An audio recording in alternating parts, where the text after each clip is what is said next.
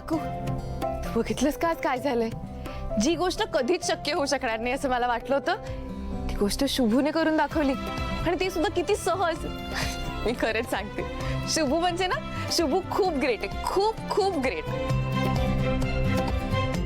काय ग, तुला आनंद नाही झालाय? अगं हो, तुझ्या आनंदात मी आनंदी असणारच ना. मग अशी का बघतेस?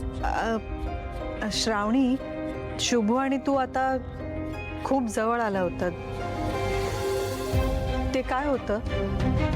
काकू, शुभू माझा किती जवळचा मित्र आहे. मी मला झालेला आनंद फक्त त्याला व्यक्त करत होते त्याच्याकडे, म्हणून मिठी मारली बस. तुझ्या मैत्रीबद्दल माहिती आहे मला श्रावणी. मी काही तुला जाब विचारत नाहीये, पण तू एका मिनिस्टरची मुलगी आहेस हे कायम लक्षात ठेव.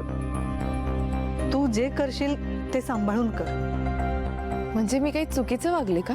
नाही नाही, तू काही चुकीचं करते असं नाही म्हणायचं मला, पण नंदाकाच्या नजरेत हे खूप चुकीचं आहे. आणि हे तिच्या लक्षात आलं ना तर होत्याचं नव्हतं होईल. नंदाकाचं खूप बारीक लक्ष आहे तुझ्यावर, हे तुला चांगलं माहिती आहे. तिला तुला त्रास देण्याची एकही संधी देऊ नकोस, एवढंच मला म्हणायचंय. म्हणजे आता काय मी आनंद साजरे करायचं नाही का? तसं नाही, पण एक सांगू का, मैत्री आणि प्रेमामध्ये खूप कमी अंतर असतं. एका चांगल्या मैत्रीचं प्रेमात कधी रूपांतर होईल सांगता येत नाही. काकू, मी शुभू आणि प्रेम नाही ग, असं काहीच नाहीये. अगं नाही, हे बघ, शुभूत आणि तुझ्यात खूप चांगली मैत्री आहे, पण ती मैत्रीची रेषा स्पष्ट आहे. तुम्ही रेषेच्या कधी या बाजूवरून त्या बाजूला जाल तुम्हालाच कळणार नाही, म्हणून सांगते. बरं, हे जाऊ दे. तू आधी तोंड गोड कर. हे घे. काकू, उद्या माझा पहिला दिवस आहे कामाचा. मी खूप एक्साइटेड आहे. मी ठरवले, एकदम सकाळी लवकर उठणार, छान आवरणार, मग देवळात जाणार, देवाला नमस्कार करणार आणि मग एकदम वेळेत जाणार आहे बाबांकडे आणि त्यांच्याकडनं स्वतः सगळ्या कामाचं ब्रीफिंग घेणार. बरं घे, तू तोंड गोड कर आणि अशीच आनंदी राहा, अशीच खुश राहा. उद्यापासून बघ सगळं व्यवस्थित होईल. घे अजून श्रावणीची बाजू. काय करायला लागलेस? डोसकं फिरले काय? होय, फिरलंय माझं डोसकं. तू फिरवलंस.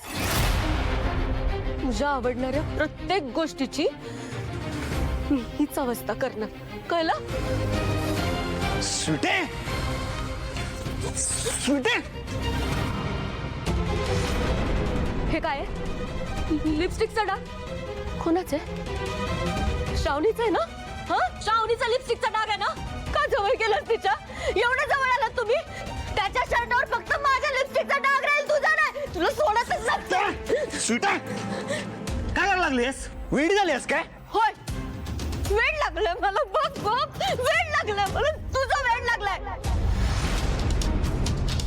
आता त्या बाईकला मी माती लावली आणि एक दिवस का नाही त्या श्रावणीच्या तोंडाला काळा फासेल मी. तू बघच, तुला ठाऊक नाही मी काय करू शकतो. शुभू बघ, मी त्या श्रावणीची वाट लावेल. सारखं मॅडम असली का वाढतेस? मग काय करू मी? तिच्यामुळे आपल्या दोघांमध्ये भांडणं व्हायला लागलेत. ती जबाबदार आहे या समजायला. त्या जबाबदार नाहीयेत, तुझा नासला मूर्खपणा जबाबदार आहे. नको ती अपेक्षा ठेवलीस तू माझ्याकडनं. नको अपेक्षा करू मी शुभू.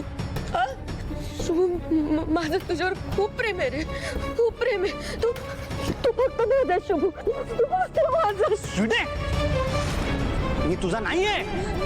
श्रावणीमुळे बोलायलास ना तू? तुझ्यावर फक्त माझा अधिकार आहे शुभू. नाही. सुटे,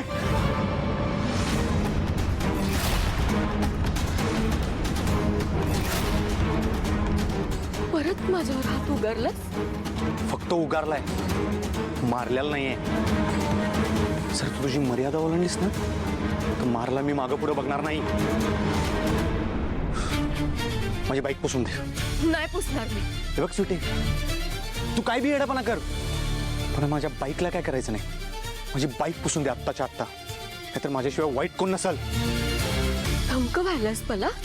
तुला मी चांगलाच माहिती आहे, मी धमकवत नाही, डायरेक्ट करून दाखवतोय. त्यानंतर तुझ्या आई बाबांना सांग, पोलिसांना सांग, साहेबांना सांग. मला काय माहित नाही. माझी गाडी आत्ताच्या आत्ता साफ करून दे.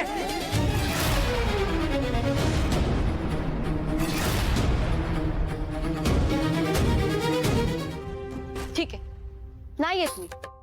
पण मला साहेबांनी विचारलं का नाही हो मला लेट का झाला, मी तर सांगणारच आहे साहेबांनी. शुभूनं मला वेळेत सोडलं नाही म्हणून मला उशीर झाला. स्वीटी, काय लावलीस हे? छोट्या छोट्या गोष्टी घेऊन साहेबांकडे जातेस. शिक्षण मंत्री आहेत ते, कळतंय का तुला? आणि ना माझी होणारी बायकोस म्हणून सांगितले त्याच नाही तू, म्हणून ते तुला समोर उभा करतात. काय बालिशपणा लावलायस हो? बरं ठीक आहे, नाही करत मी बालिशपणा. पण तू मला बाईकवर बसून देणार असशील तर. बस.